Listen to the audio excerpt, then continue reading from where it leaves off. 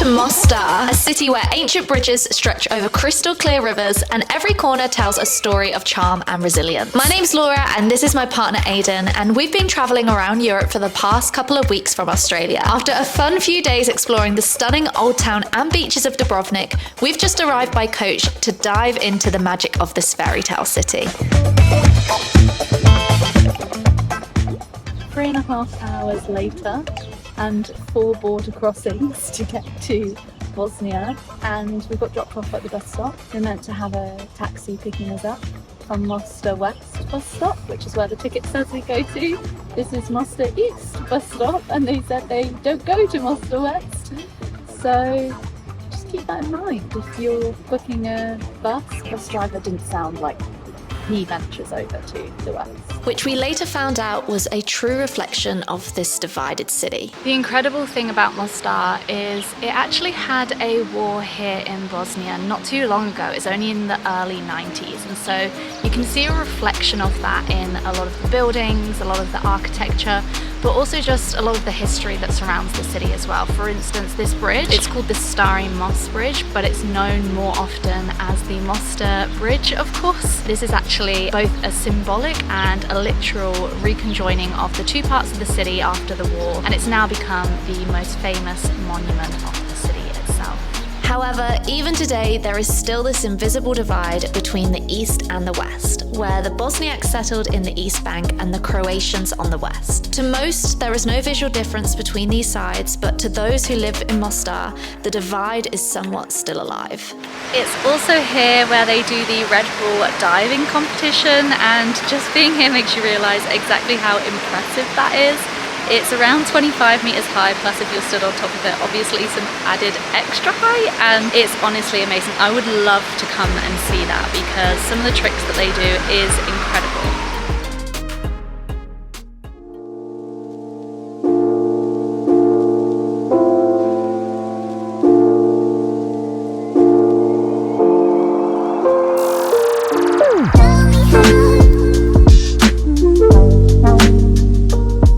It's a gloomy Sunday morning here in Mostar and we're feeling a little bit chilly, so we're going to go and try and find a local coffee shop to sit down, protect ourselves from the drizzle and get some traditional Bosnian coffee. So let's go find it.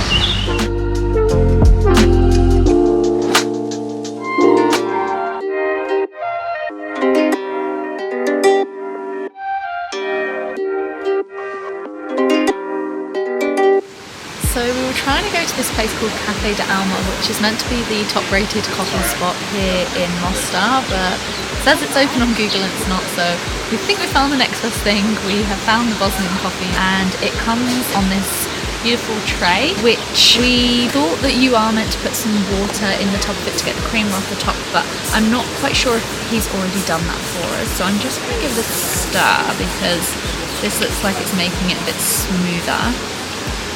This scares me a little bit as well because I am a lots of milk and sugar type of coffee person. I'll give it a go, but I'm not sure I'm going to love it. And then do I just pour it? It looks quite smooth. It's so hot though, I don't think, I'm just going to have to take a little tiny sip. Oh yeah, no. That's definitely strong, so I'm going to put sugar in mine. I think the ritual around it and the way they even grind the coffee with Bosnian coffee is a little bit different to Turkish coffee, even though it looks very similar.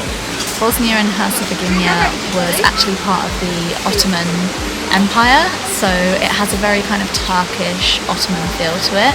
So you do get a lot of this baklava and also Turkish delight here as well. So, yeah, it's pretty good.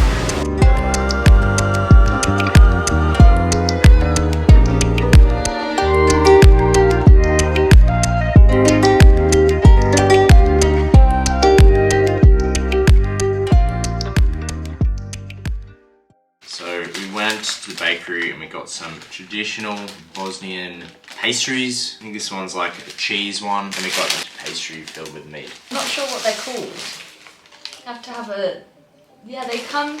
So big. They come in like big round circles, and they've obviously cut these into quarters. So we've got... Is it feta and spinach, or is it just cheese? Just cheese, yeah. No spinach.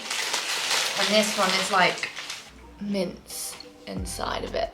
So it says a burek is when it's with meat, and other types of similar pies, and both can be called a burek with cheese, of course. A traditional burek, I believe. Yeah. And these were 6 marks 50 for both of these, which is about, what's that, about $5? Yeah, something like that. Yum, that one's so good. Mince is so. That's so yum. The cheese one's pretty good as well, but that just takes the title, doesn't it? I thought this was going to be like one of those cheese and spinach pies, but it is literally just cheese, isn't it?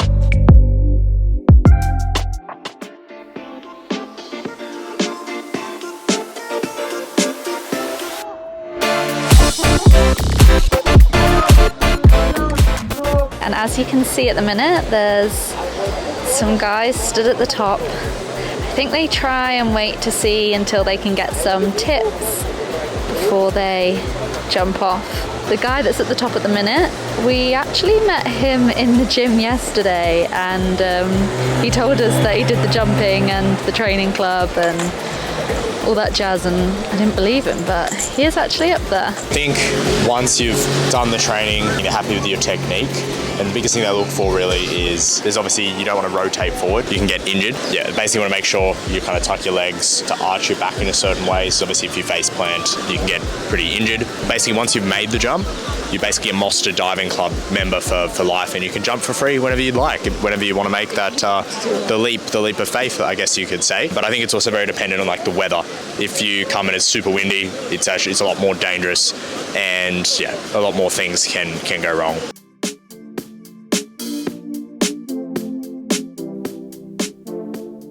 So it's a Sunday here in Mostar, which means not much is open, even if it does say it's open on Google. So we've come into this cute little cafe courtyard. It's just outside the old town. It's called Fabrica, and we've got some coffee and some cake, and we're going to sit here and escape the rain.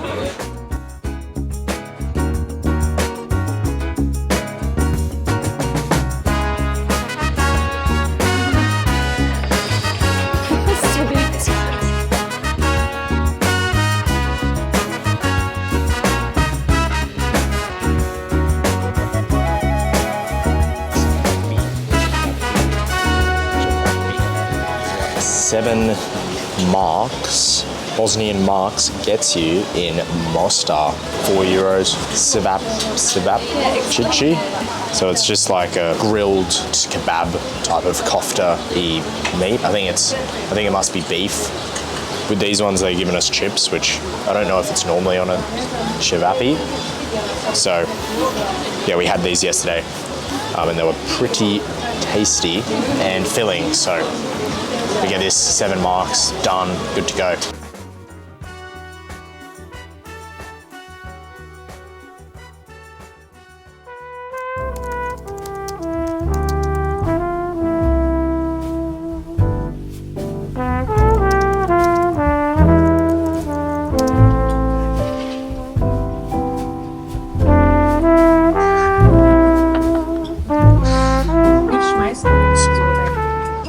Bosnian flatbread. Sour cream. Sour cream. Got very thick sour cream. Balsamic. Some olive oil dipped in that. Delicious.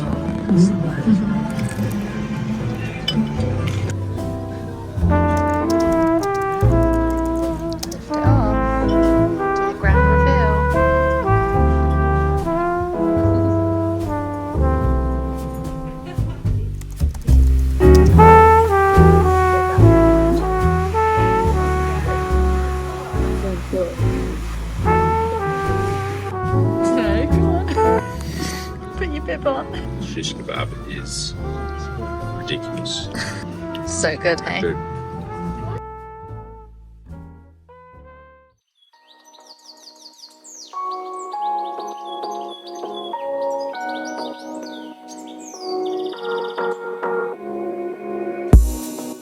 So it's a much nicer day here in Mostar this morning, and I've come to take a little walk just to show you what Mostar is like in the morning when the tourists have not arrived yet. It's very, very different and much more beautiful. It seems not that many people stay here overnight. We've been here for 3 nights, and so we much prefer coming out in the morning and also in the afternoon after around 5 p.m. and you're not fighting with those crowds.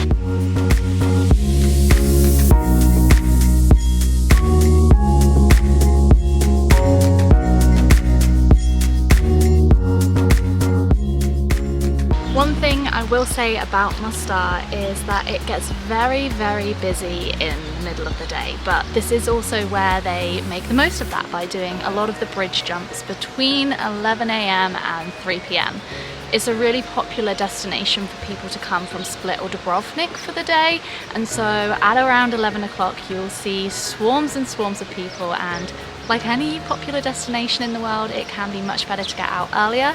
It doesn't have to be as early as when we were in, for example, Budapest. We're not getting up at 6 a.m. to beat the crowds here.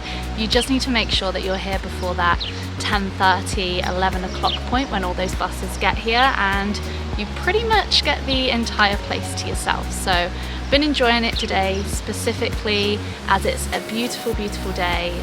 This is often when you'll see lots of people flying their drones, taking those incredible shots. So if you can stay the night, I would definitely recommend it. And particularly here on a nice day, you can just really tell how stunning the water is. It's like this amazing emerald greeny blue and so clear. It just really adds to the fairy tale ambience of this incredible city.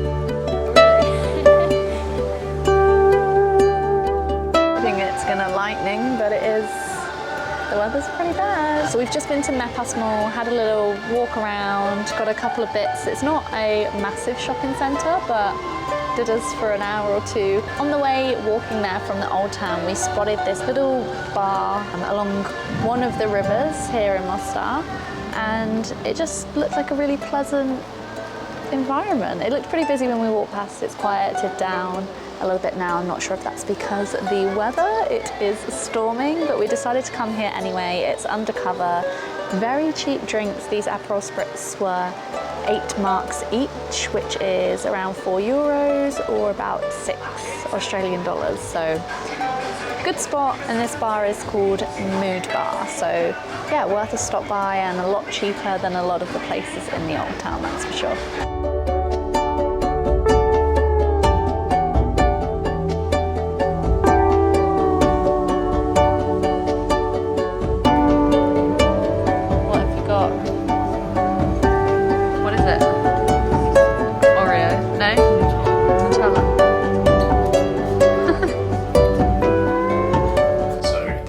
So good. We just went to the sweet shop Ottoman in the old town, and we've got some baklava, we've got choco hazelnut flavour and choco pistachio flavour, and we've got some sort of variation of a Turkish delight. I think this has like some sort of coconut outside, and then we've got Nutella on some Nutella, hardened Nutella inside. This Nutella flavour, and really, really good. So yeah, if you want some sweets, check it out.